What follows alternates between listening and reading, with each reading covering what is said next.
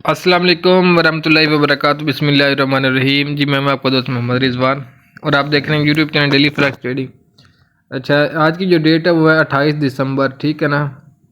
12वां महीना चल रहा है और 2023 है। तकरीबन इख्ताम को है, इख्ताम की तरफ है ये महीना, क्लोज आने वाला है, बल्कि ये मंथ भी क्लोज आने वाला है।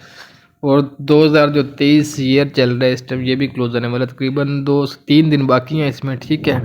तो हर चीज़ अपनी अख्ताम की तरफ जाने वाली, क्लोजिंग हो जाएगी। उसके बाद फिर नया साल और नए कॉन्ट्रैक्ट, नए माहदे होते हैं। तो मार्केट जितनी भी है ना, ज़्यादातर जो मार्केट्स है ना अपने हाई के ऊपर बैठी हैं इस टाइम। अगर आप गोल्ड देखें, इसने न्यू हाई लगाया, क्रॉस ऊपर है। अगर आप US 30 को देखें तो ऑल टाइम हाई के ऊपर है। गोल्ड भी इस टाइम ऑल टाइम हाई के ऊपर है, क्योंकि इसका जो प्रीवियस हाई था वो 2071 था ऑलमोस्ट।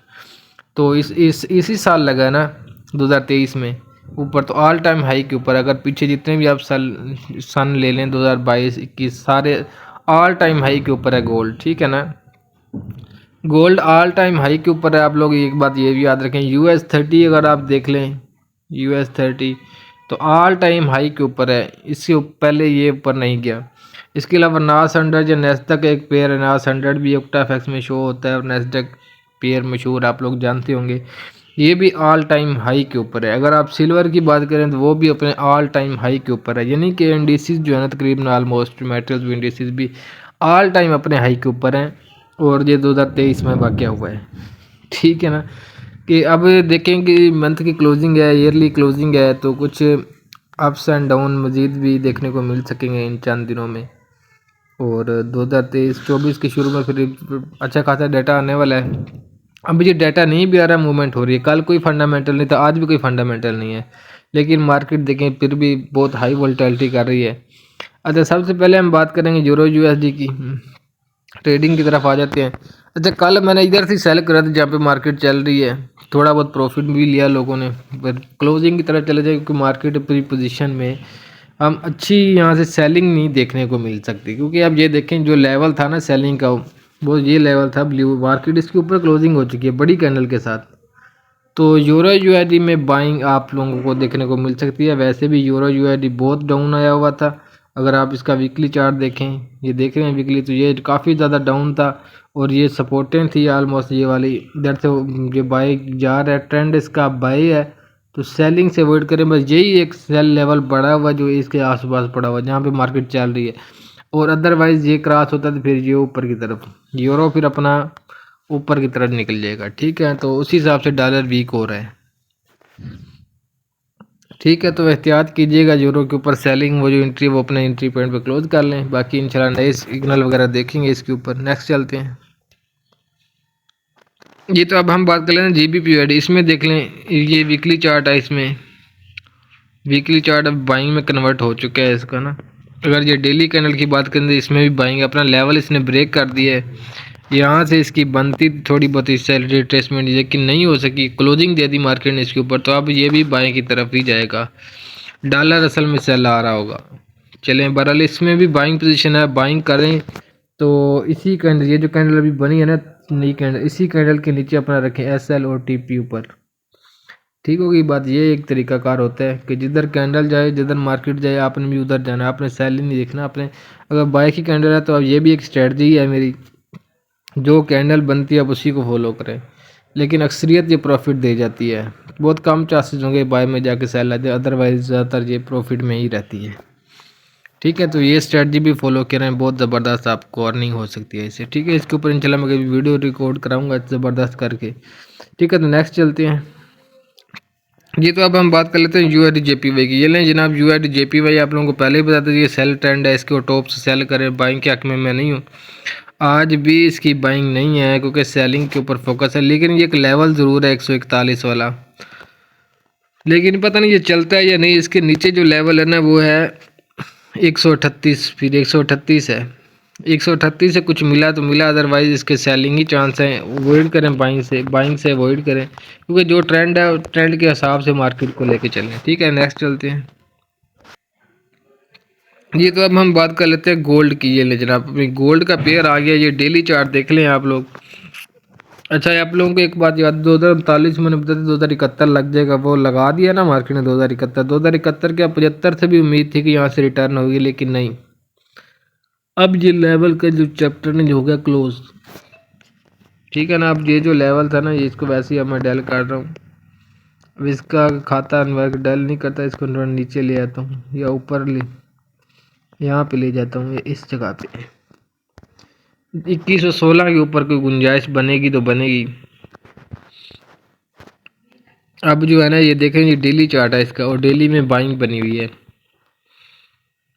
तो आप लोग सेलिंग, जब तक कि सेल की कंफर्मेशन ना बन जाए, सेल की कैंडल क्लोज ना हो जाए, मूविंग एवरेज के भी ऊपर है सारी कैंडल, तो आप लोग कैसे सेल कर सकते हैं। सेल तो बनती सारी, पता मार्केट है, अप भी जाती है डाउन भी आती है, लेकिन मेन ट्रेंड देखा जाता है ना। यहाँ से जितनी बड़ी कैंडल क्लोज हुई थी, इसके लो से फिर बाइंग ही बनती थी। और मूविंग एवरेज भी बिल्कुल देखें, इसके पास पास आती रही है, टच करके जाती रही है। और ये मूविंग यही तो एंट्री होती है मूविंग एवरेज की। जब भी मूविंग एवरेज के पास है, ऊपर से आ रही है, तो समझो उसको वहाँ से बाय पकड़ो, सपोर्ट बन जाती है उसमें। और यहाँ से मार्केट का अच्छा खाता ये रिवर्सल था, और ये बाय कैंडल देख रहे हैं कैसी क्लोज हुई थी। ये साफ क्लियर इशारा था कि मार्केट बाइंग जाएगी, ठीक है। तो अभी इसका रेट है तो हो सकता है 2021-16 का, और ये इसका भी हो सकता है 2143 का। तो यहाँ से फिर ये रिटर्न करेगी मार्केट अच्छी खासी। वरना अभी जो मैं सपोर्ट रेजिस्टेंस की बात करूँ ना, तो जो एक रेजिस्टेंस है, एक लेवल है प्रीवियस, अगर हिस्ट्री का देखा जाए तो 2090 एक अच्छा लेवल है। H4 की अगर बात करें, H4 में आप लोगों को दिखा देता हूँ, अगर कोई चीज़ आप लोगों को मिल जाती है तो देखें। तकरीबन यहाँ पे देखने ना कि मार्केट ये एक क्लोजिंग दी थी यहाँ पे, ये देखें, तो ये भी इसी लेवल के करीब करीब है। तो असल जो लेवल बन रहा है वो यही बन रहा है 2100, और ये वाला ऊपर मैंने रेड लाइन लगाई हुई ना, आप लोगों को नज़र आ रही है। लेकिन एक बात और देखेंगे, RS से बिल्कुल सेलिंग पोजीशन पे है, लेकिन हो सकता है ये थोड़ा सा ऊपर जाके फिर रिटर्न करे, या फिर करे ही ना, कुछ भी पॉसिबल है यहाँ पे ना। बस आप लोगों ने एहतियात करना है, अपनी ट्रेडें बहुत केयरफुली करनी है। वैसे 2090 से ना सेलिंग कर लेना, एक स्कैल्पिंग ट्रेड दे रहा हूँ 2090 से।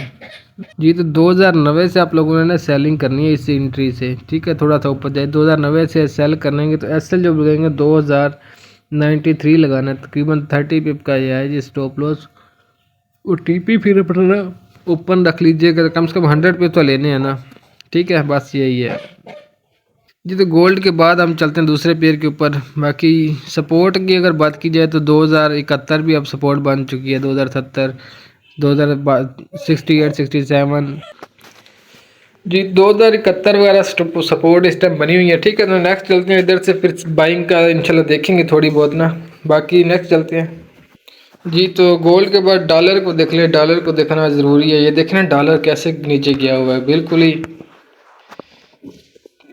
बिल्कुल सारी सपोर्ट ब्रेक करके नीचे जा चुका है, और ये 99 तक भी जा सकता है।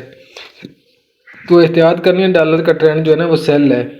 तो अब ये फिर इसी का जो एरिया ना, यहाँ से चांसेस हैं कि उठ जाए दोबारा 99 से, अदरवाइज ये मज़ीद भी सेल जा सकता है। इधर तो बाय गया, ठीक है। अगर ये ब्रेक कर गया इसको तो फिर जीचे। तो आप लोगों ने बड़ी एहतियात से करनी है, एसएल लाजमी यूज़ करें जो भी ट्रेड कर रहे हैं, ठीक है। नेक्स्ट चलते हैं जी। तो DXY के बाद बस यही हैं कि हमारे पेयर। ऑयल की बात कर लेंगे यहाँ पे ज़रूर।